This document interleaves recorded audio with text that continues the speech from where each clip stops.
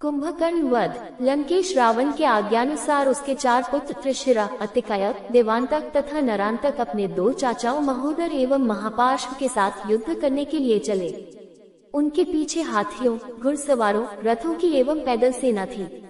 युद्ध भूमि में उनका सामना करने के लिए वानरों की अपार सेना पत्थरों, शिलाओं तथा बड़े बड़े वृक्षों को लिए तैयार खड़ी थी। राक्षस सेना को देखते ही उन्होंने भयंकर गर्जना की और वे शत्रुओं पर टूट पड़ी। वानरों के पत्थरों एवं वृक्षों द्वारा किए जाने वाले आक्रमण के प्रत्युत्तर में राक्षस बाणों, लौह मुद्गरों तथा अन्य शस्त्रों से वार करने लगे। इस भयंकर युद्ध के परिणाम स्वरूप थोड़ी ही देर में संपूर्ण रणभूमि रक्त रंजित हो गई। राक्षस सेना नायकों ने इतनी भीषण मारकाट मचाई कि चारों ओर वानरों के हताहत शरीर दिखाई देने लगे। राक्षस सैनिकों की भी ऐसी ही दशा थी। उनके घायल शरीर वानरों के शरीरों के साथ मिलकर एक विभत्स दृश्य उत्पन्न कर रहे थे।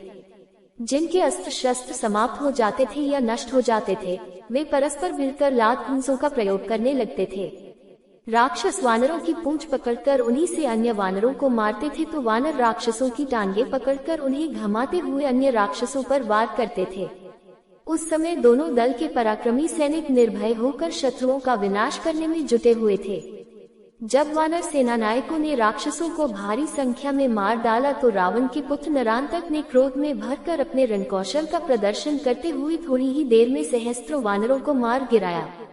इससे वानर सेना में हाहाकार मच गया। ये हाहाकार सुन अंगद ने क्रोधित होकर नरांतक को ललकारा। अंगद की ललकार सुनकर नरांतक ने गरजते हुए उसके वक्ष पर प्रास का वार किया, किंतु अंगद ने फुर्ती से प्रास को तोड़कर नरांतक के रथ पर ऐसी लात जमाई कि उसका रथ पृथ्वी पर लुढ़क गया और उसके चारों घोड़े गिरकर मर गए। नरांतक रथ से कूद पड़ा और अंगद के सिर पर घूंसे ही घूंसे बरसाने लगा। तब अंगद ने भी बड़े जोर से उसकी छाती में घूंसा मारा, जिससे उसकी आंखों की पुतलियां फिर गईं। वह रक्त वमन करता हुआ पृथ्वी पर ऐसा गिरा कि फिर वह कभी जीवित नहीं उठ सका। नरांतक के मरते ही वानर सेना ने हर्षनाद किया। नरांतक के वध होते ही हाथी पर सवार रावण का भाई महोदर अंगद की ओर बढ़ा। भाई की मृत्यु का प्रतिशोध लेने के लिए देवांतक और त्रिशिरा भी अपने अपने रथ दौड़ाते हुए अंगद को मारने के लिए झपटे। तीनों महारथी एक साथ अंगद पर बाण छोड़ने लगे। तीनों के आक्रमणों का मुकाबला करते हुए अंगद ने सबसे पहले महोदर के हाथी को एक ऐसी लात जमाई कि वह गंभीर गर्जना करता हुआ मैदान से भाग निकला। अंगद ने भागते हुए हाथी के दांत उखाड़कर उनसे ही शत्रु का संहार करना आरंभ कर दिया। जब हनुमान ने अंगद को 3 महारथियों से घिरा देखा तो उन्होंने लपक कर देवांतक की छाती में इतने जोर का मुक्का मारा कि वह वहीं तड़प कर ठंडा हो गया। अपनी आंखों के सामने देवांतक को इस प्रकार मरते देखकर त्रिशिरा और महोदर के नेत्रों से ज्वाला फूटने लगी।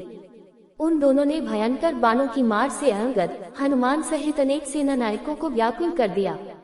नील ने अपने वीरों को इस प्रकार घायल होते देख किलकिलाकर एक बहुत भारी शिलाखंड उखाड़ा। फिर उसे महोदर के सिर पर दे मारा। उसके नीचे महोदर पिसकर मर गया। इसके मरने पर त्रिशिरा ने वानर सेना पर एक साथ अनेक बाण छोड़े, किंतु इस समय वानर सेना का साहस बढ़ा हुआ था और नरांतक, देवांतक तथा महोदर जैसे सेनापतियों के मारे जाने के कारण राक्षस सेना के पैर उखड़ने लगे थे। अवसर पाकर हनुमान ने कूदकर त्रिशिरा का सिर धड़ से अलग कर दिया। इस प्रकार 4 महारथियों के मारे जाने पर महापार्श्व ने क्रोध से उन्मत्त होकर लोहे की भारी गदा से वानरों पर वार करना आरंभ कर दिया। देखते ही देखते 20 वानर उसकी क्रोधाग्नि में जलकर स्वाहा हो गए।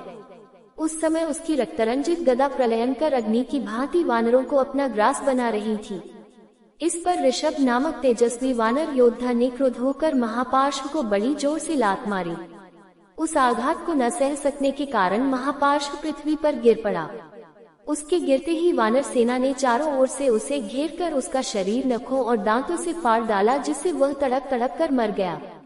इन 5 महारथियों की मृत्यु से सेनापति अतिकाय को बड़ा क्रोध और क्षोभ हुआ। वह अपना विशाल रथ लेकर वानर सेना में घुस आया।